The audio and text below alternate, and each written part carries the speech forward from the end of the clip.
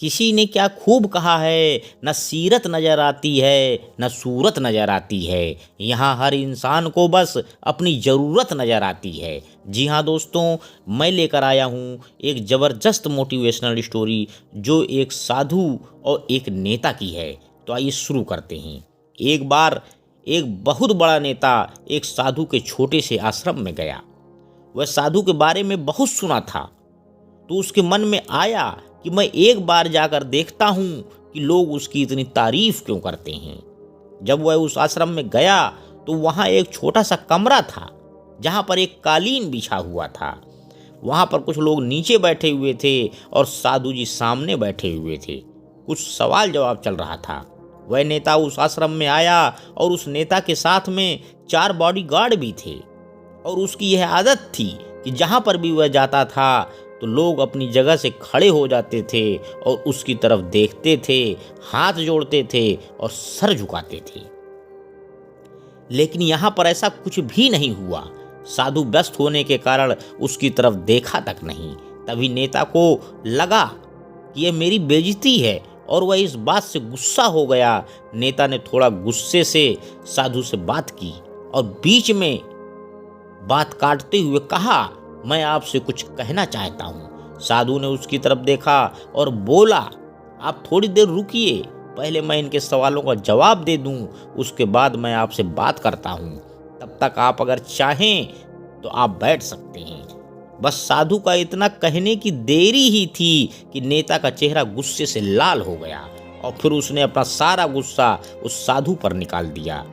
अभी तक वह नेता बहुत तमीज से आप कहकर बात कर रहा था, लेकिन अब वो तू तड़ाक पर उतर आया। नेता ने उस साधु को कहा, तुझे पता भी है कि मैं कौन हूँ और तू किससे बात कर रहा है?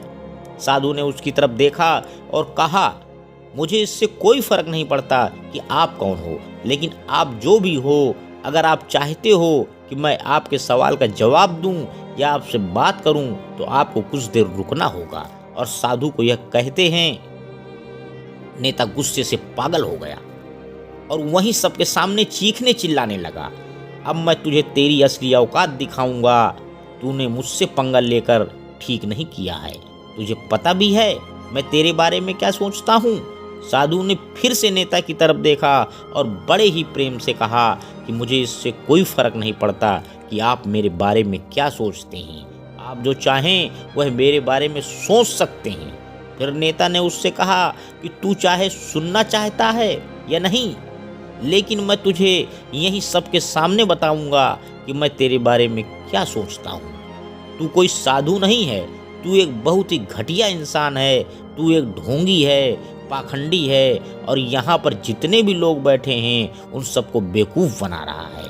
तेरा बस एक ही मकसद है, इन लोगों की जेब में जितना भी पैसा है वह सब तेरे पास आ जाए। तू अपने फायदे के लिए इन लोगों का इस्तेमाल कर रहा है और अब मैं तुझे नहीं छोड़ने वाला हूँ।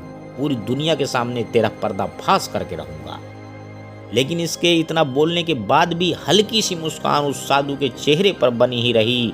यह देखकर वह और भी तिलमिला गया और उसने कहा, अब बहुत हो गया, अब मैं यहाँ 1 मिनट से भी ज़्यादा नहीं रुक सकता।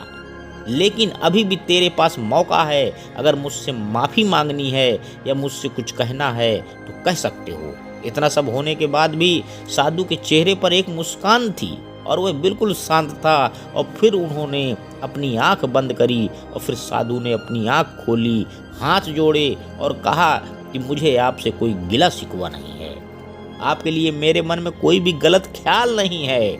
जो भी मेरे बारे में आपने कहा वह आपकी अपनी सोच थी, तो मुझे आप में कोई भी बुराई नज़र नहीं आती है। मुझे आप बहुत ही भले इंसान लग रहे हो। और साधु के इतना कहते ही नेताजी का दिमाग 7वें आसमान पर पहुंच गया। उसके चेहरे पर एक अजीब सी खुशी थी, क्योंकि उस साधु ने वही कहा जो बाकी सब लोग उस नेता को कहते हैं। और वह खुशी खुशी उस आश्रम से अपने घर की तरफ चला गया और जाकर के अपने पिताजी के साथ बैठ गया। उसके पिताजी ध्यान में थे। उन्होंने पूरी जिंदगी सिर्फ लोगों की सेवा करी और बदले में कुछ भी उम्मीद नहीं किया। तो थोड़ी देर बाद जब उन्होंने अपनी आंखें खोली और देखा अपने बेटे को अपने साथ बैठे हुए तो उनके बेटे के चेहरे पर आज एक अजीब सी खुशी थी जो आज से पहले उन्होंने कभी नहीं देखी थी। फिर उसने एक एक करके सब कुछ बताया कि आज क्या हुआ, किस तरह से वह आश्रम गया और वहाँ पर क्या हुआ, उसने क्या कहा और साधु जी ने क्या कहा। जब उसके पिताजी ने पूरी बात सुनी तो थोड़ा सा मुस्कुराए और अपने बेटे को देख करके बोले कि उन्होंने तुम्हारी तारीफ नहीं करी, क्योंकि उन्होंने वह नहीं कहा जो तुम हो, उन्होंने वह कहा कि जो वह खुद है। और तुमने जो भी कुछ उन्होंने कहा उनके लिए नहीं कहा जो वो हैं, बल्कि तुमने वह कहा जो तुम खुद हो। यही बात वेदों में भी कही गई है, यथा दृष्टि तथा सृष्टि। यह दुनिया तुम्हें वैसी नहीं दिखती जैसी यह दुनिया है, यह दुनिया वैसी दिखती है तुम्हें जैसे तुम खुद हो। जिसकी नज़र जैसी है उसके लिए यह दुनिया वैसी ही है। तो अगर तुम अपनी दुनिया को बदलना चाहते हो तो उसका सिर्फ एक ही तरीका है, अपनी नज़र को बदलो। अंत में दोस्तों मैं यही कहना चाहता हूँ कि अपने वो नहीं होते जो तस्वीर के साथ खड़े होते हैं, अपने वो हैं जो तकलीफ़ के साथ खड़े होते हैं। धन्यवाद दोस्तों, मेरे YouTube चैनल को लाइक व सब्सक्राइब करें। आपका दिन शुभ हो।